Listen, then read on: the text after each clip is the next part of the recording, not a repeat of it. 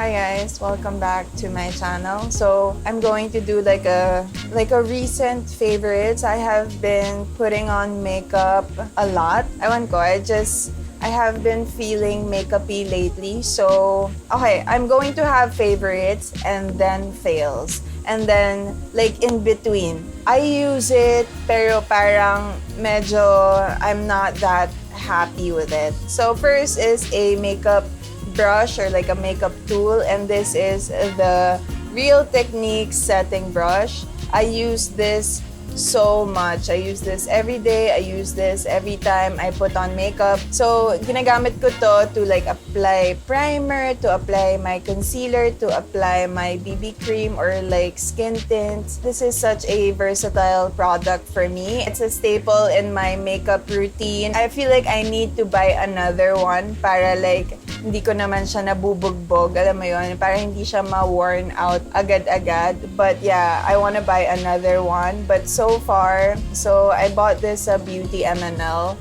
But I think you can find this sa Shopee. Just make sure na authentic sila. Okay, next one is itong brow refiners from Hiii & Co. I have here the shade Ash and Clear. It's what I'm wearing right now. I'm just wearing the shade Ash and I really like it, especially if I'm lazy to do my brows. If I want it to be a little bit more natural, I go for the shade Ash. And then, if gusto ko talaga silang nakatayo, very much like a bushy brow, I use Clear. Pinapatong ko yung Clear. Although, yung hold nito, very flexible. Hindi siya yung sobrang tayong-tayo. So, I like these kasi, very flexible yung hold. And maganda yung tint ng Ash. And parang may fiber siya. It makes my brows look very fluffy. And so, ayun. So, I have been using this a lot when I put on my makeup. Okay, next one is itong Sunny's Lip Treat in the shade Chai. I have been using this. I feel like I have used like a lot. May dip na siya.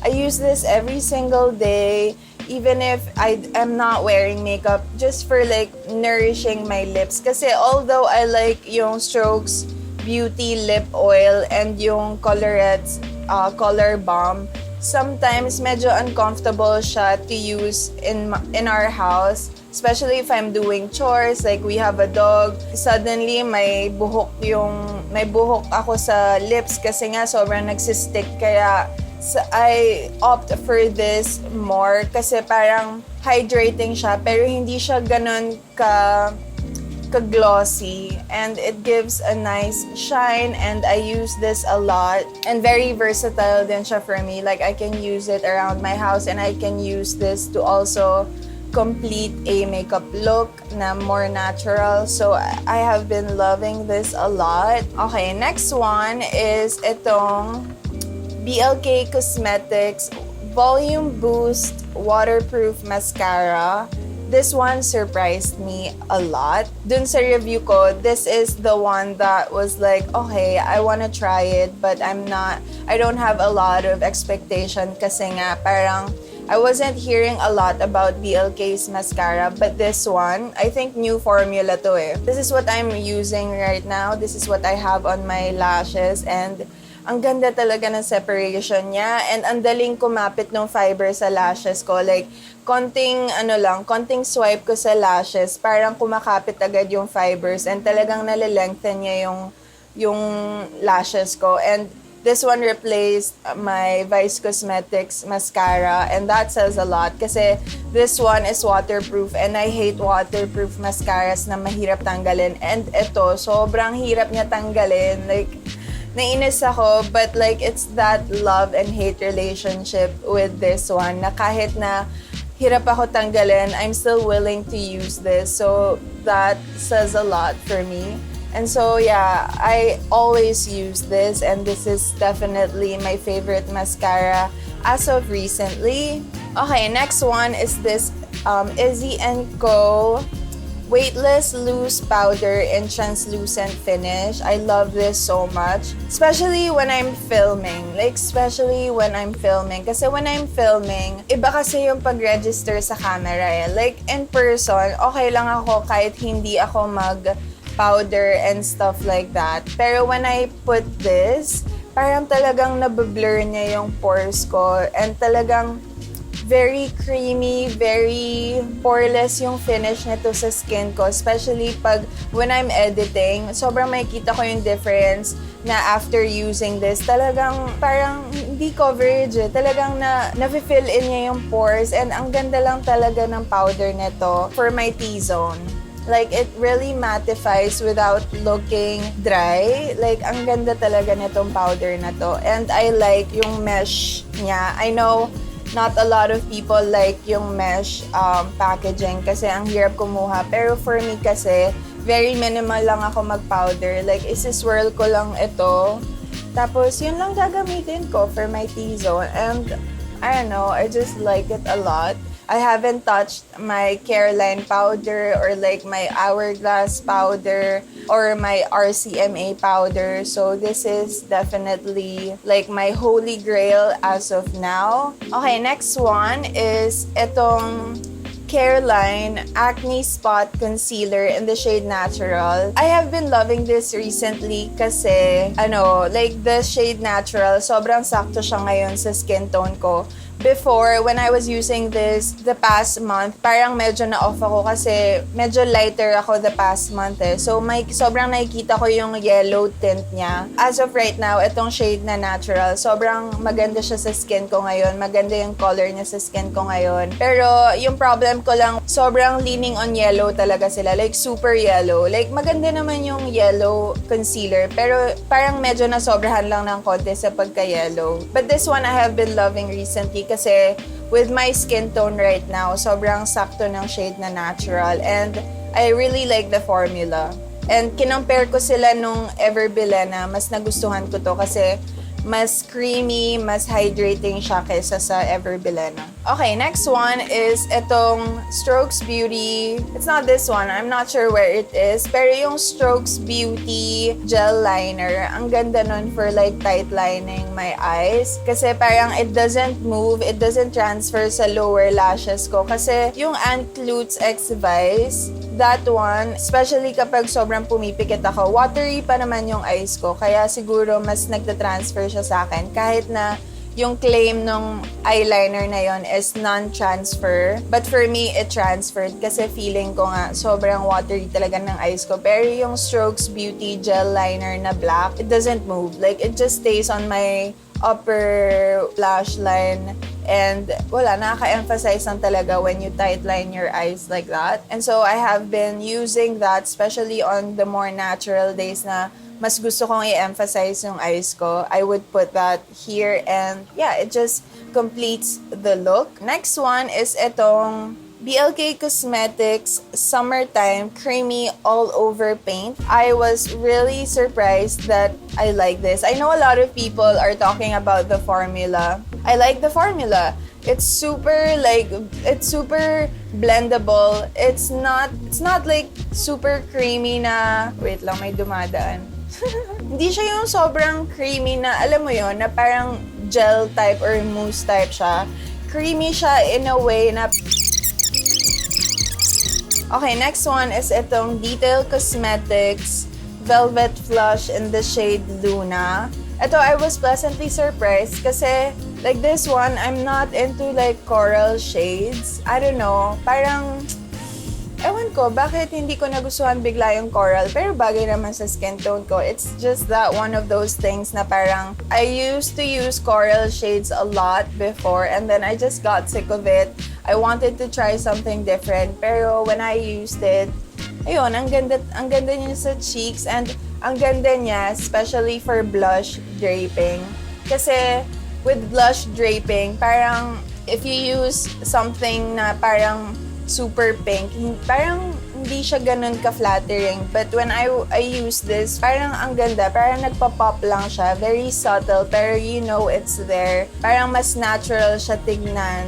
And yung formula talaga nito for blush, sobrang ganda. And for the lips, yung shade Lucas, like, I was not going to mention this, pero I use this a lot, especially kapag, alam mo yon, I'm not thinking about what kind of blush I should be using. This is my go-to. And etong bow, ang ganda-ganda nito sa lips. Like, I love this shade for my lips. I don't know, it's just super flattering in my opinion. And ayun. And also, yung Lucas at saka yung Izzy & Co. in the shade brunette, very similar sila ng shade. Parang medyo dupe nga sila eh. If you are looking into Lucas or if you are looking into brunette, just know na very similar sila. Actually, very similar din ng formula na parang creamy matte pero hindi siya drying. So, ayun. Let's move on to the in-between. Yung I still can't make up my mind if I like it or not. Mag-start tayo sa Strokes Beauty Eye Paint Duo. I have the shade Desert Flare, yung shimmer side on my eyes. And it's very nice. It's very sheer. The reason why I am on the fence or like I am still trying to figure out if I like this is because, siya eh, this is the kind of product na walang in-between. Like, either you use it na sobrang pigmented or you use it na super sheer. Wala siyang in-between.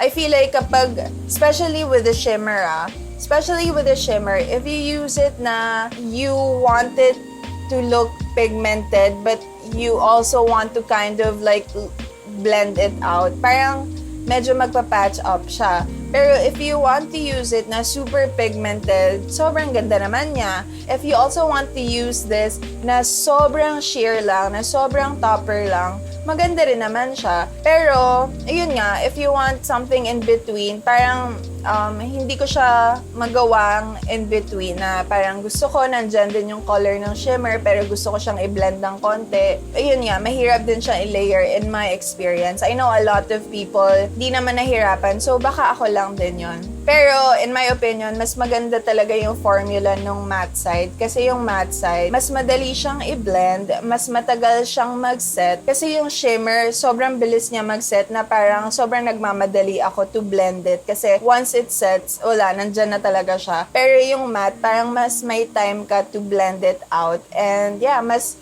creamy yung matte, mas blendable yung matte, and mas rich talaga yung pigment ng matte side. So yun, that's my opinion on this. But other than that, I have been enjoying using this. Medyo tricky lang to use. Okay, next one is itong Color Bomb. Actually, I really love the shade Morena. Like, Morena is such a nice shade for my skin tone. Yung ko lang dito, the reason why it's in my in-between or on-the-fence product is because sobrang makalat lang talaga niya. At first, I was storing it like this in my drawer. But then, I noticed na parang lumalagkit yung dito. And then, when I would use it, sobrang nagbe-blurt out yung product na sobrang dami na nadi-dispense. And, syempre, hindi ko naman siya mabalik. So, I end up wiping it off and medyo sayang. Now, I'm storing it this way and it helps a lot. Pero, I must say na makalat pa rin siya, especially if I'm using it. Na pag nasobrahan yung pag-squirt ko, and since runny nga siya, talagang parang it can't help but to dispense more product than I would like it to dispense. I love this smell. It's very summery. It's very watermelon smell. I love the gloss that it gives. I love the shine that it gives. Yun lang. I guess yung packaging lang talaga yung hindi ako medyo okay.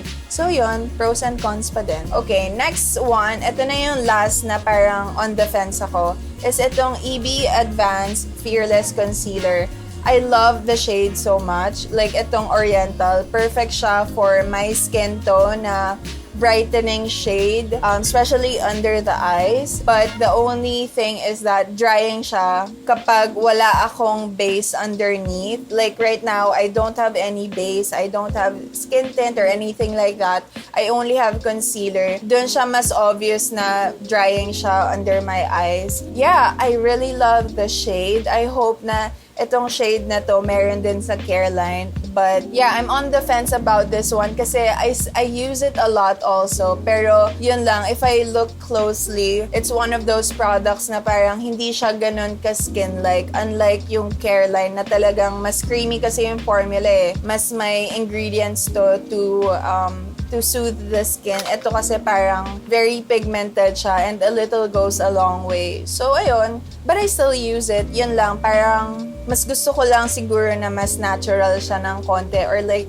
mas creamy siya ng konti. Let's move on to the fails. And this is like no hate sa brand. It's just, alam mo yun, parang hindi naman lahat talaga mag-work for me or for other people and we all have different preferences. So, number 1 is itong Cheek Heat from Maybelline Sheer Gel Cream Blush. I actually tried this again on my cheeks kanina when I was doing my makeup. I was trying it for... nahulog yung cap. But I was trying it as a... what do you call this? I was trying it for blush draping and sobrang patchy niya talaga. Like, especially na parang, di ba, I was putting this on here and I was like, okay, I give up. I don't want to use it. I don't want to use it anymore.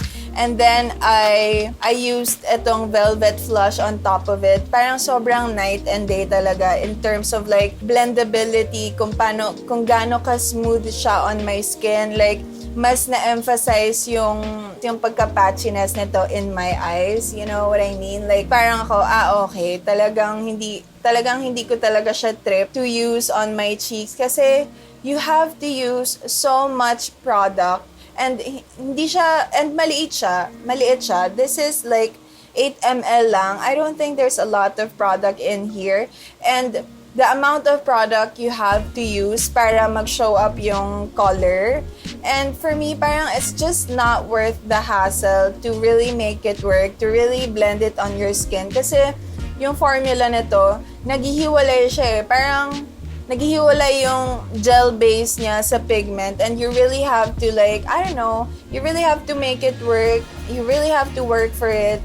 Ako pa naman yung type of person na, yes, I'm willing to work for other products to like look good on my skin. Pero not that hard naman na parang it's taking such a long time just to put on a blush. So, yun.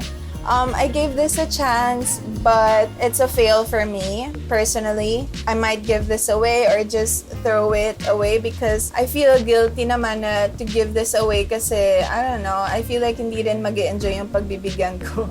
Last product is itong BLK Cosmetics Gloss Gel Tint in the shade Poolside. There's nothing wrong with the shade. Actually, maganda naman yung shade niya. Yung formula lang nito, favorite ko yung Happy Skin Glossy Gel Tint. And I bought this kasi akala ko, baka similar sila ng formula nung Happy Skin. Yung Happy Skin, ang ganda nun eh. Parang very thin siya. Tapos parang watery gel siya. Pero may glossy finish siya. Tapos very comfortable sa lips. And even din siya tignan sa lips. But this one, I gave it a lot of chances. I used this like 5 to 6 times na, trying to like make it work, trying to see how it works the best for my lips. But I found that maganda siya on initial application. Pero as time goes by, talaga nagsisettle siya on the inner part of my lips. And madali siya mag-fade, especially sa outer part.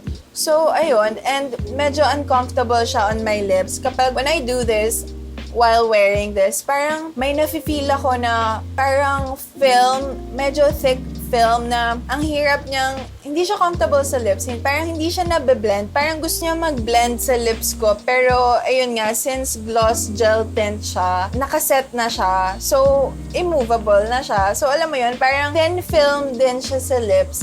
Pero, mas thicker yung formula nito kaysa sa Happy Skin. So, I prefer yung Happy Skin more than this. And, I don't know, medyo mahal siya. And I kind of regret buying this. And my mom also doesn't like the formula of the BLK Gloss Gel Tint. She likes the Happy Skin a lot better. This is a fail for me. Ayun lang. So, I would love to know what your favorites are. Make sure to share them down below. I just love talking makeup on my channel, whether it be like video or sa comments. That is it for this video. Thank you so much for watching. I hope you guys are doing okay. And I'll see you guys on my next one. Bye!